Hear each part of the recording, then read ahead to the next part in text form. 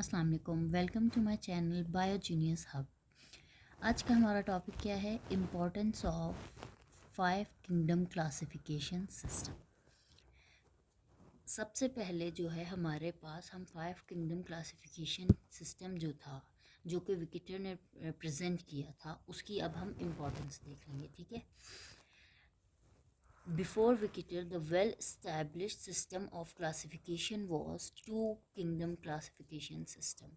विकेटर के 5 kingdom classification system represent करने से या इंट्रोड्यूस करने से पहले हमारे पास कौन सा सिस्टम चल रहा था? Classification of 2 kingdom classification system. ठीक है, इसमें हमारे पास सिर्फ 2 किंगडम थे और ये हमारे पास प्रेजेंट किया था एरिस्टोटल ने। ठीक है, उन्होंने क्या किया था कि इस सिस्टम में हमारे पास 2 क्लासिफिकेशन बना दी, एक प्लांटाई, एक एनिमी। ठीक है, अब क्या हुआ? It did not explain the diversity completely and has limited it into either plants और एनिमल्स।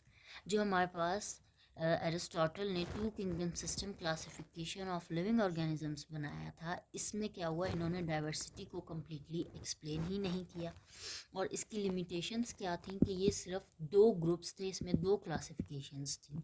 तीसरी कोई क्लासिफिकेशन या कोई अगर हमारे पास थर्ड ऑर्गेनिज्म आ जाए तो उसके लिए हमारे पास कोई क्लासिफिकेशन, कोई किंगडम एग्जिस्ट ही नहीं करती थी। ठीक है, इसमें अब हम में जैसे जो पोजीशन ऑफ प्रोक्रिएट्स है उनकी हमारे समझ ही नहीं आ रही थी, उनको हम एनिमल्स में डालें या प्लांट्स में डालें।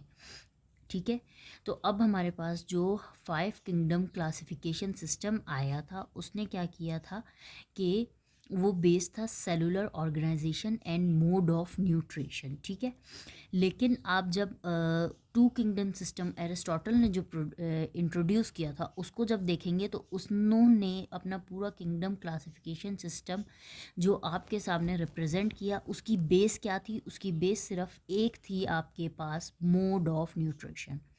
फिर जब हमारे पास विकेटर ने अपना 5 kingdom classification system of living organisms आप लोग मतलब इंट्रोड्यूस किया, तो उसने क्या किया कि उसने एक और जो है मोड ऑफ न्यूट्रिशन के साथ एक और चीज़ को अपना बेस बनाया, सेलुलर ऑर्गेनाइजेशन, जो कि हमारे पास एरिस्टोटल ने इस चीज़ को, सेलुलर ऑर्गेनाइजेशन को जो है हमारे पास बेस नहीं बनाया हुआ था।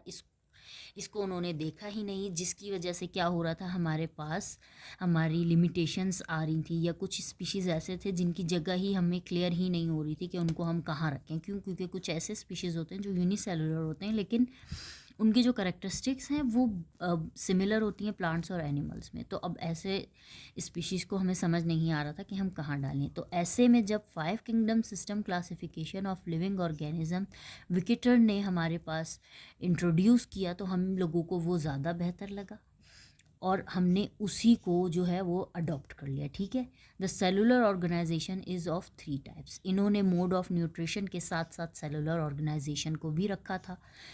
तो इस अब हम देख लेते हैं सेलुलर ऑर्गेनाइजेशन क्या है, उसकी 3 टाइप्स हैं। ठीक है, प्रोक्रिएट्स, यूनिसेलुलर इक्रिएट्स, मल्टी सेलुलर इक्रिएट्स। ठीक है, जो हमारे पास सेलुलर ऑर्गेनाइजेशन है उसकी 3 टाइप्स हैं। ठीक, हमारे पास आ गया prokaryotes, unicellular eukaryotes, multi cellular eukaryotes. In same way the mode of nutrition is also of 3 types among organisms. अब सेलुलर ऑर्गेनाइजेशन कितनी टाइप्स की थी? 3। इसी तरह बिल्कुल जो मोड ऑफ न्यूट्रिशन है वो भी 3 टाइप्स की है ऑर्गेनिजम्स में।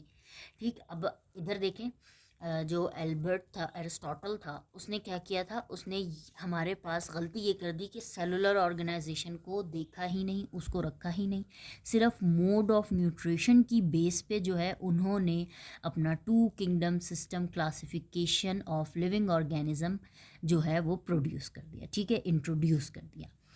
अब हम देख लेते हैं मोड ऑफ न्यूट्रिशन जो है वो 3 टाइप्स की तो थी, वो कौन कौन सी होती हैं? सबसे पहले हमें पता है फोटोसिंथेसिस, एब्जॉर्बेशन और इंजेक्शन। ये जो है ये हमारे पास 3 types of mode of nutrition ही हैं और हमारे पास सेलुलर ऑर्गेनाइजेशन भी जो है वो 3 टाइप्स की ही हैं। Due to these reasons, the 5 kingdom classification systems explains the diversity in a better way. अब क्या हुआ? सिर्फ उनकी एक गलती की वजह से कि उन्होंने सेलुलर ऑर्गेनाइजेशन को नहीं देखा, इसकी वजह से 5 किंगडम क्लासिफिकेशन सिस्टम जो है वो ज़्यादा अच्छे से डाइवर्सिटी को एक्सप्लेन किया उन्होंने। तो यहाँ पे जो है वो हमारा टॉपिक ख़त्म होता है। थैंक